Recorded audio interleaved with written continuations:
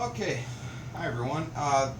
This is going to be my pretty much first gun video. So if you can't see something or you can't hear me real good, sorry about that. But I just wanted to let you know I built this gun for like 450 bucks. It's an Ar15 in 9mm, 16-inch total barrel size. The barrel's 11 with the flash hider is 5.5 inches, and it comes out to like 16 and an eighth. I used the cheapest of everything. I mean, I used a $35 mag block. I mean, this was like 16 bucks. The flash hider, the barrel was 79 bucks. So I just give you an idea of, yeah, it did it pretty cheap. So I'm going to show you right off the bat the problems I had with this thing. And first problem I had with this gun was it wasn't feeding right. The bolt face on this cheap bolt was not smooth, and it wasn't letting the bullets ride up into battery, and so it wouldn't go in the battery properly, and it was jamming and everything. So I polished that up on the bolt, and I had to polish the bottom side of the feed ramp going into the barrel, and then I just polished on top of the chamber where the nose of the bullet hits and goes in. Once I polished those two things up, and I also polished the feed lips on the mag block, and a little bit, took whatever burrs off and everything. After that, no more feed issues. I mean, if I have, like, I use the cheapest ammo too, the toolless steel ammo. If I have one non-feed out of 200 rounds, maybe, and not even that, it lasts 500 rounds, I've had 2 misfeeds. So, and I don't even know why they misfed. They could have just been sticky tool ammo in a 90-degree heat and a hot chamber. I don't know. But so once I fixed that, then I broke this. I broke it right off inside because the bolt came in, hit the bolt catch, broke the bolt catch, this part right here off. So I was having problems with that, found out it broke that. So everyone's like, oh yeah, you got to use some quarters, like 6-7 quarters or whatever. Well, then I had issues where the spring tension, it was just enough on this gun to where I couldn't even pull this back. I bent the charging handle right up here, where it would pull back the bolt. So threw the quarters away, and I'm like, well, what else can I do besides getting a longer buffer, which, it's like 50 bucks or whatever. I spent 25 just to get the heavy buffer as it was. So I'm like, well, you know what? What I did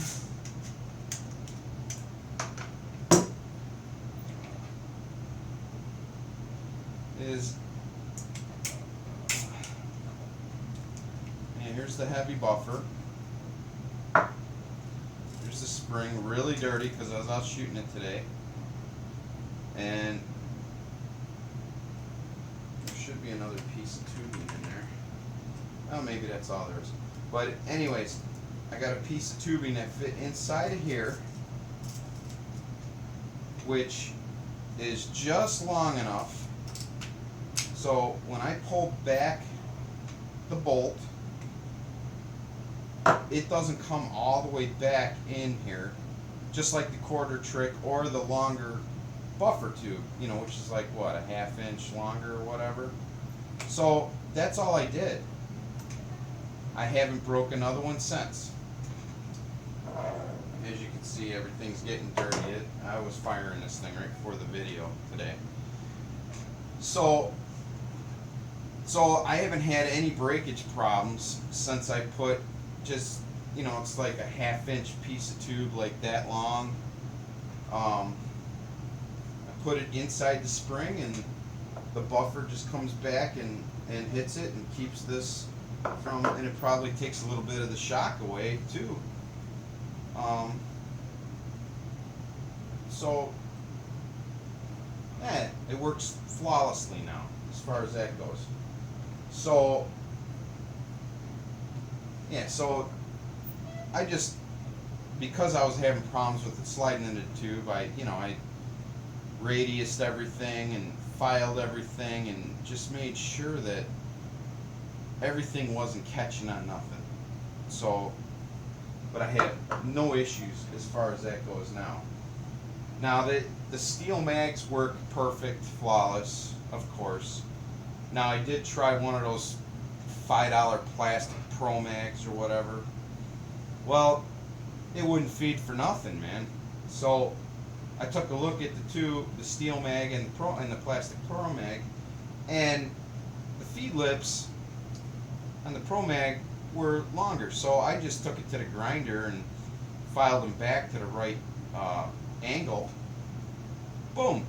The plastic one feeds fine. The problem is the feed ramps, the feed lips are so weak that if you fill it all the way up to 32 rounds, you can't even stick it in here to get it. And when you do, it pushes up the catch, and you can't, you know, go in the battery. So I don't, if I even use that thing, I put like 20 rounds in it, and, you know. But so basically, everyone says those plastic ones are junk. Yeah, they're junk. It isn't worth $5 even on sale to buy one of those unless you want to have problems. So that's something I couldn't even modify to keep me from having the, you know, issues like that. So I got 2 steel ones. I got a 32 steel. I think it's a C Products for $20, and then I bought a 20 rounder. That's what I use in this gun for the most part, and I have no issues at all with either one. Now, the Pro Mag block in here, $35. Can't beat the price. You should probably buy 2 of them, you know, if you buy one. So all I did was file down all the flashing everywhere. Anything that looked like it was not like it should be, and I took the steel mag and slid it in and out. Now when I hit the mag release button, man, they just drop right out. So the feed ramps on here, like I was saying, I just filed everything so there's, and these had like burrs on them when I got it. The quality control on this is $35. That's it, you know. So I went and I spent probably half an hour on this thing, you know, just cleaning it up, and it works fine. I think my ejector was bent like out, and it wasn't going in, you know, because it's supposed to go in that slot there on the bottom.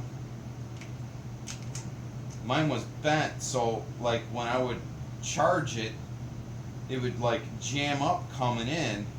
So I ended up taking this feed ramp here and bending it slightly in, and then filing all the burrs off and everything, and now it just fits in there beautiful, you know. Of course, you can see I modified this. I put 2 forward assist notches in it, just because I could, and I got the forward assist. So actually, you know, you don't need the forward assist on a 9mm because the bullets are so freaking short. And but if I ever did, it actually works. I can hit it twice, and it'll push that much, 1/4 inch up in there if it didn't go in the battery for whatever reason. So after I did those things, the smoothing out the bolt, radiused everything. I just took the bolt and just smoothed everything out on it. Polished the feed ramps on the barrel and the chamber. The top, just polished it just a little bit to take off whatever, you know, scuffs or scratches, whatever. And this, filed everything down, put that piece of hose in there instead of the quarters, heavy buffer, changed this, the catch, the bolt catch once, because I snapped the top right off. You know what? This is my favorite gun. $450 or so. I've got just a Bushnell 2x42 red green dot. I shoot this thing out to 100 yards and I can hit a 12-inch AR-500 steel up to 200 yards with this, and that's all I got at my farm. I got a 20-acre farm, and that's what I shoot. I could probably go to 250 yards, but 200 yards is good enough. So this thing, it's gonna let me put it together, show you everything. And I don't lube this thing for nothing. I run this thing pretty much dry, and it shoots awesome.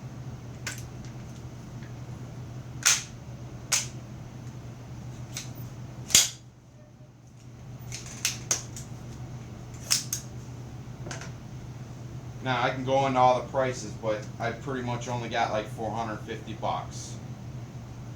So, and it's one of my most reliable guns. My 223 is my most reliable, but I got a Blackout and then a 50 Beowulf that I'm going to be doing videos on too. When I had some problems with both of those guns that I fixed.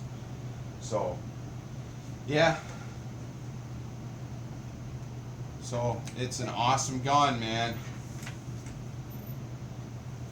Reliable, accurate, shoots the cheapest ammo you can, and thanks for watching the vid.